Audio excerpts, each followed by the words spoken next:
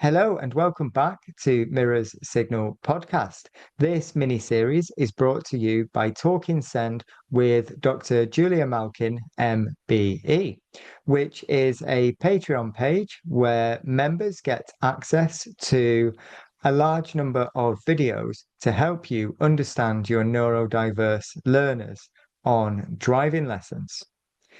This mini series is 10 episodes with Julia, going through 10 tips for teaching neurodiverse learners. I hope you enjoy these episodes. Julia, welcome. How are you? I'm fine, thanks. I'm fine, thank you. How are you? Good. I'm great. Thank you very much. We are back for tip number 6. Have you got that for us this evening? Right. So this particular tip involves timing, and I'm not talking about timing in the traditional sense of what time is it. We're talking about the actual time sequence and how that's going to run in the neurodivergent brain, because the concept of time and the relevance of time has a totally different meaning with some of our heads now. If you're dealing with ADHD people, there's a massive timing error that occurs in quite a few cases. And the ADHD brain, sometimes it says, I'll be there in a certain time, I'll be there in about 5 minutes, I'll be there in 15 minutes, I've got to be at a certain place. And it's totally misassessed. So misassessing timing can be quite a problem. And it's usually the concept of getting from one place to another. They think it's 5 minutes. It's not 5 minutes, it's about 20 or 25. They don't take things into account regarding timing. So it can be quite a problem if someone's got a problem with the timing and thinking it's, oh, that little bit on the map, if you're having a look on the sat nav, that's not going too very far, and it ends up being a lot further. It can be quite frustrating. Oh, I didn't think it was going to be quite as long as that. So it's very important to plan routes out with timing and have that timed over. And one of the ADHD timing faults can occur a great deal when you're doing complex junctions and there's waiting time that they're not allowed for. And they get very frustrated and upset when they're waiting. One of the things about timing is that ADHD people have got to be taught to wait. They hate waiting. And waiting with ADHD is a massive problem because you can get the hyperactive or impulsive type ADHDs that are fidgeting around or fiddling with controls or trying to control everything when they're sitting still. And the inattentive type ADHD, when they're waiting, they can be miles out of the window, brain 100 miles away on another planet maybe.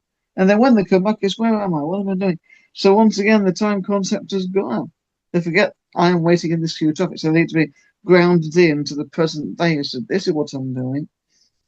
I am waiting for my queue of traffic. And one of the time points I put on in that situation is every few seconds you're looking for the car that's 3 cars in front of you. And when that starts to move, then you start to get yourself ready. And you've got something to focus on as a kind of reference point, because otherwise we'll be spiraling off to Kingdom Come because they do that. And oh, they get so frustrated sometimes when they're waiting, you've got to watch it. And it's all about timing. It's all about timing. They get so lost when they're doing timing with ADHD people because I think it's a lot quicker than it actually is. Timing with autistic people, that can be different as well. Some people in the autism spectrum want their instructions timed a lot earlier as regards where they're going to go. When you're dealing with some people in the autism spectrum, you can have one person going into a new road and they get so worried and stressed out about where the next turn is that they'll want an immediate direction from you. And it doesn't matter if it's half a mile up the street. The fact is, where am I going? Where am I going? I don't know. It's a whole sense of I'm going to get lost. Something's going to go wrong. I'm going to miss this turn point. And once again, that's a timing thing. I think one of the questions to ask somebody if they're on the autism spectrum, sometimes if they've got an upset like that, you think, how early would you like me to tell you when you're going to turn? So this how early kind of question regarding timing. They might take longer to process the question. So you're thinking, if I was to tell my person about half a mile up, would they know or would they have forgotten by the time they reach the junction? So usually I tell them as soon as they go into the new road, don't worry, we're going to get half a mile. I will let you know what's going to tell. Because that's one of the things you got to tell them in good time. But what is good time in relation to what your pupil can recognise and process? Because it causes quite a lot of upset when instructors say the timing and the pupil says to me, it always takes the time. The instructions are too late and I can't process it in. And I'm thinking, right, so once again, you do over the instructor and say, time that back by 3 comments, count that back by 5 comments. And that's what they're going to do. And they're not used to the new system. So sometimes you have to alter the timing of the instructions or directions and put it forwards by a few seconds so a touch on the autism spectrum can understand it. Dyslexia is similar. They might need the directions a bit earlier. Timing with left to right change, we need prompt symbols. Dyspraxia also wants early timing and probably reference points put on top, and a lot earlier, a lot sooner, and a lot more practice. Timing of the actual lessons themselves, some will forget what time the lessons will run.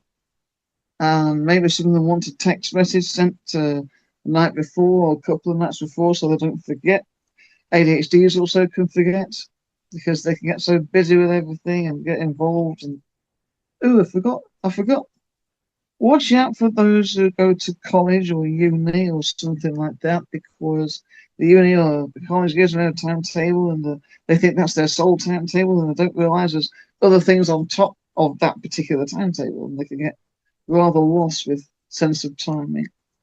And then there's the dyscalculia people who probably can't even tell the time on analog clocks, some of them, and the concept of time is completely different in relation to them.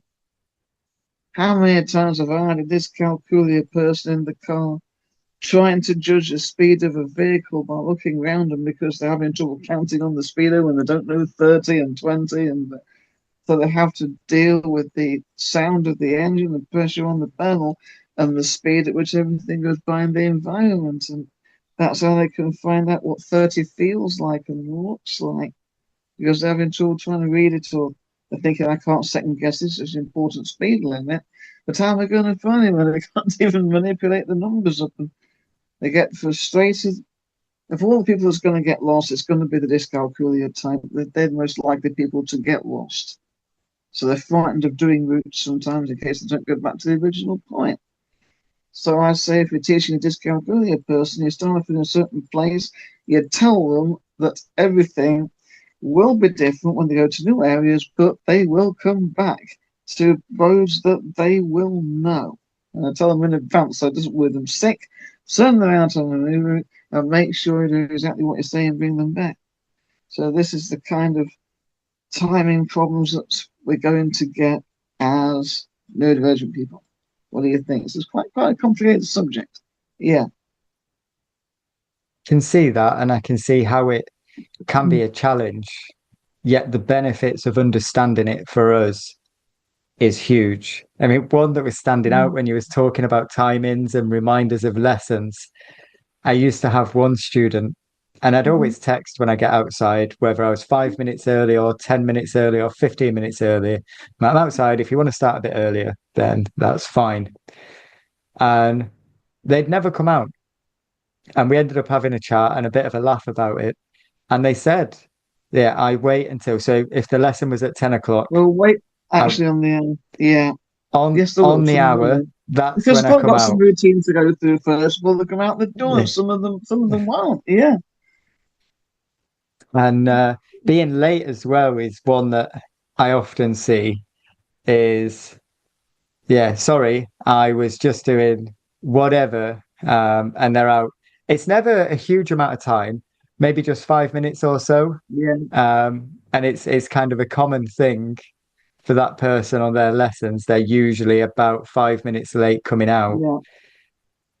So timings are definitely an interesting one. Well, as ADHD is definitely, they're going to be delayed more than everybody else because of the overwhelm it's pushed on the brain. Dyscalculia have trouble with time concepts and they can get stuck with it. There's several different reasons why a time can be late, but the ones likely to be upset the most over time will be those on the autism spectrum because the routine's gone. And if they know they've got to be at a certain place at a certain time of day to do a certain thing, if they're a couple of minutes over, they're the ones most likely to get frustrated about it. That's one thing that I struggle with personally. If I'm not at a student's house 5 minutes before the lesson, I'm upset with myself. Yeah, And I think that's probably from my military days where if you're not 5 minutes early, you're late. you're like, that's And it. Yeah. and the lower down the chain we used to be, it was like you had to be 5 minutes early, but then 5 minutes early for that and 5 minutes early for that. So Yeah, when I was just a new guy in the military, we're half an hour early for anything half an because then hour your early, seniors get there, yeah, then to the do the senior Paris, person gets Paris, there, and then the boss. yeah, Yeah. So yeah, timing's yeah. definitely an interesting one, and I can see that, and I like the difference as well as we get into it in the lessons and how it can affect other learners, especially the understanding the speedo and the numbers. That's not really Yeah, something that I'd considered. yeah. Oh yeah, there's people out there. I've got to try to work it out. Yep. It's understandable, and then you've got if it's a known kind of issue that you have understanding like a clock and time or a speedometer, and then we're trying to do that in a moving car, well, everything, so you've got the stress of that as well. That's the thing. But make sure they don't go around gazing at the dials. All right, that's quite common with people trying to get used to it. Yes.